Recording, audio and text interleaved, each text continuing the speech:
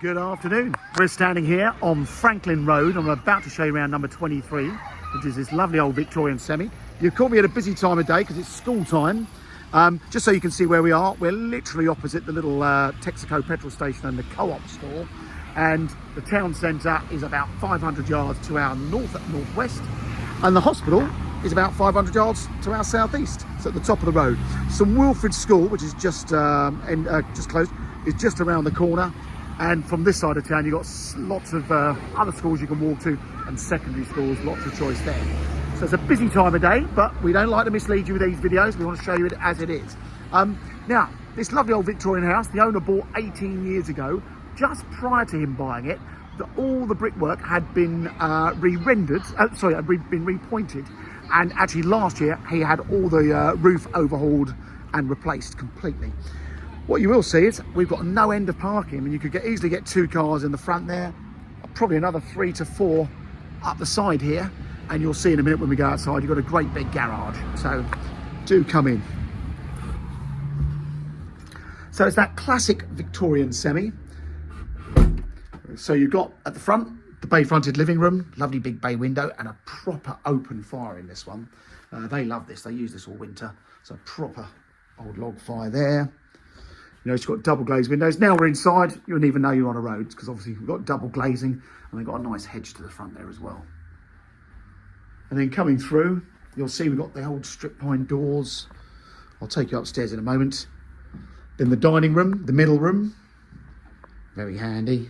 And they've got a great big understairs cupboard in that, just under, or straight ahead of you in that cupboard there, but a good sized room. And then the ground floor has actually been extended, not by our client, by a previous owner. So you've now got we've already got a good sized kitchen, built-in oven and hob in there. And then this goes through, you've got even more cupboards in this section here. And this comes through to a little sort of utility area, very handy. They've got a young one. So if you had children or a dog, this is a very useful room. Modern Worcester boiler there. And you can see space for another big fridge freezer. I'll take you up the garden in a minute, but it's got a lovely big garden. So what a handy bit at the back, and a little downstairs loo. Would have been an old outside loo. I mean, when this house was built, that would have been all you would have had. And you've had a tin bath to have a washing once a week if you're lucky. Come upstairs.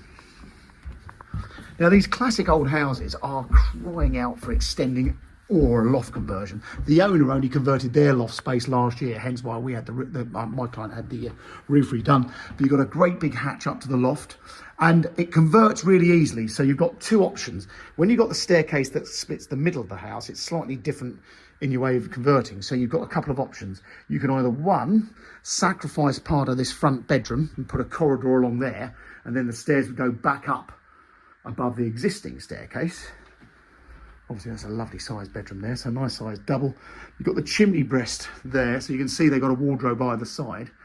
Whether the fireplace is, there's not a fireplace behind it, but whether you wanted to open it up. And then you've got the second bedroom, which also offers the same potential. Now what I've seen some people do is they put the corridor here, so you just walk straight ahead and then virtually through that cupboard and then go up the stairs there. So you've got possibilities to do a loft conversion if you wanted to. And then some people, this is either a very good sized second bedroom. Some people have even made this into a massive bathroom. But in this case, you've already got a massive bathroom at the back. But that would then be, you could either have this as the bigger of the bedrooms, depending on what you wanted to do. But it'd be a shame to change this because this bathroom is fab. So you've got an oversized shower, proper walk-in shower there. A double-ended bath. As you see, a great big sink there. And I do love that old towel rail. That's overlooking the back. And then this section of the house has got a little small loft space as well. So plenty of potential. So you've got 2 big bedrooms upstairs and a very big bathroom, 2 living rooms downstairs and the big kitchen. And then come outside, I'll show you the garden.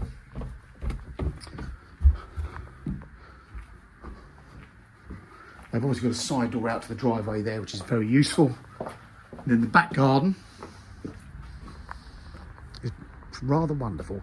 This is an old base. I think there used to be a big shed underneath that bit of astroturf.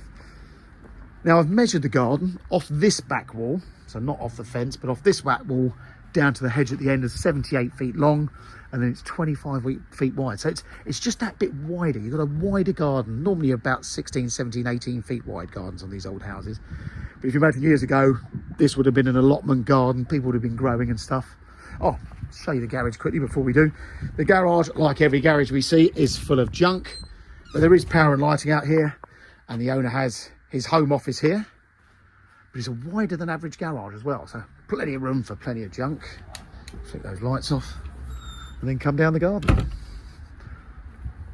So full width terrace here, all brick paved, really nicely done. Old brick built barbecue. And then down the end, what was the veggie garden, the kids have got control of because they put one of these big trampolines in. So I'll take you around there and we'll have a look down at the back of the house. So yeah, the kiddies play area down here. But again, if you want a productive garden to grow things from, you could certainly do it here. So when I come round the back, you get a much better impression. In fact, let me stand over to the right so we can look down the fence line and you can see what the neighbours have done. So by doing that loft conversion up there, that will give you either 2 bedrooms upstairs, or if you're my opinion as an estate agent, I'd rather you just made it into a super duper 3-bed and created a fabulous big master bedroom up on that top floor. You can just about see the neighbours over there. They've done something similar next door but one.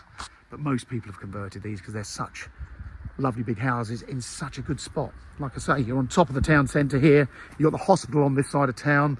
You've got a very good primary school in St Wilfrid's around the corner, and you can walk to the station. The station is 1.1 miles according to Google Maps.